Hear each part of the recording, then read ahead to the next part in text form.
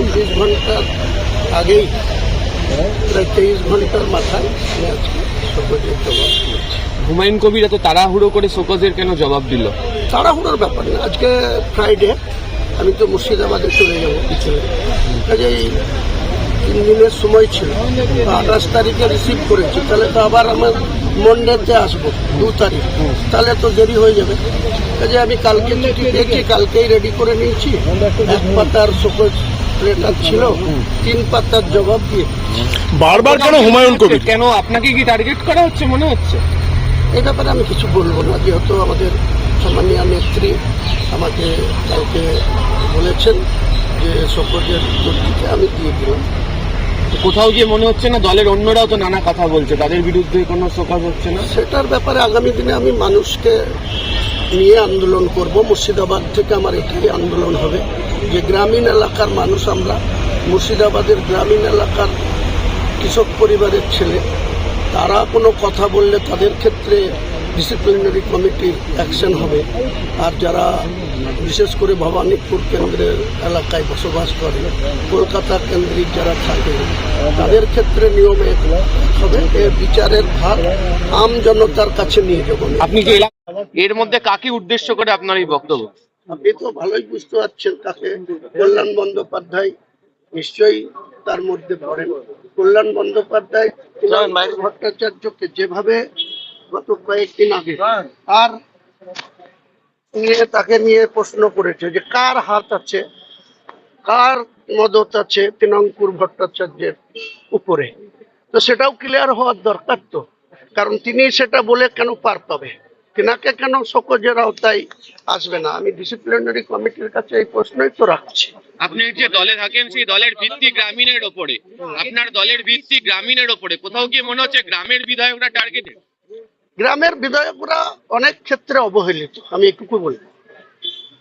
মুর্শিদাবাদ জেলায় আমরা দেখতে পাচ্ছি যে একটা জিনিস দেখুন না, উত্তর দিনাজপুর, দক্ষিণ দিনাজপুর, মালদা, তাদের বিধায়ক সংখ্যা কোথাও 12, তৃণমূলের 8, 4 বিজেপি, সেখানে 2 জন মন্ত্রী। উত্তর দিনাজপুর 7টা বিধায়ক, 1টা বিজেপি, 6টা বিধায়কে 2 জন মন্ত্রী।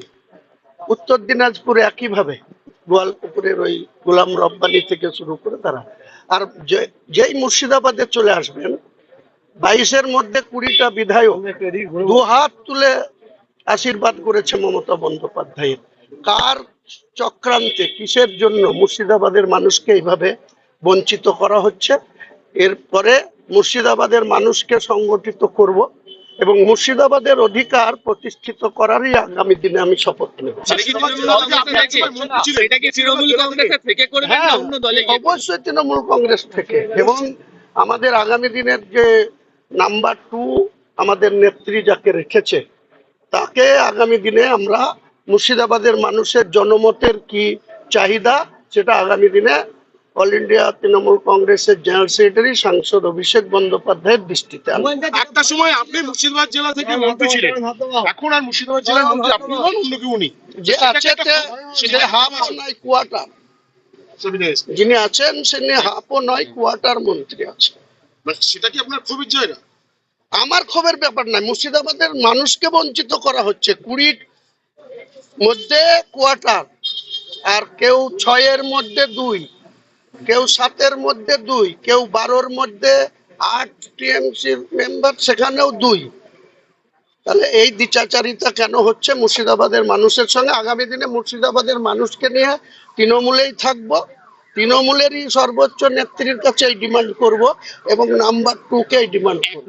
1 পাতার নোটিশের ক্ষেত্রে 3 পাতার জবাব আপনি দিলেন, কি উল্লেখ করছেন তাতে?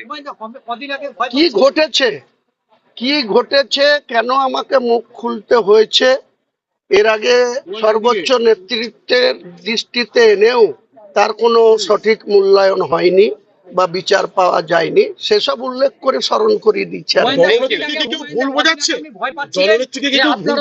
আপনার উপরে হামলা হতে পারে, কদিন আগে ভয় পাচ্ছিলেন, গতকালকে মুখ্যমন্ত্রীর সাথে দেখা করার পরে সেই ভয়টা কি কেটেছে? আমি ভয় পাই না ভাই, আগেও বলেছি, আবার বলছি, বারবার একই কথা আমার মুখে বলেন না। আমি ঈশ্বরে বিশ্বাসী, আল্লাহ বিশ্বাসী। আক্রান্ত হতে পারেন, এই একটা সেটা দেখা যাবে যখন আক্রান্ত হব, আমরা ল্যাংটা না, আমরাও খালি হাতে ঘুরি না, আমরাও আমাদের লোকজন নিয়ে ঘুরি। আমাদেরকে অ্যাটাক করতে গেলে সে বেঁচে ফিরবে কিনা সেটা তাকে ভাবতে হবে। দলের দিক থেকে কেউ ভুল বোঝাচ্ছে? না, আমি এসব ব্যাপার নিয়ে কিছু বলবো না। ঠিক আছে।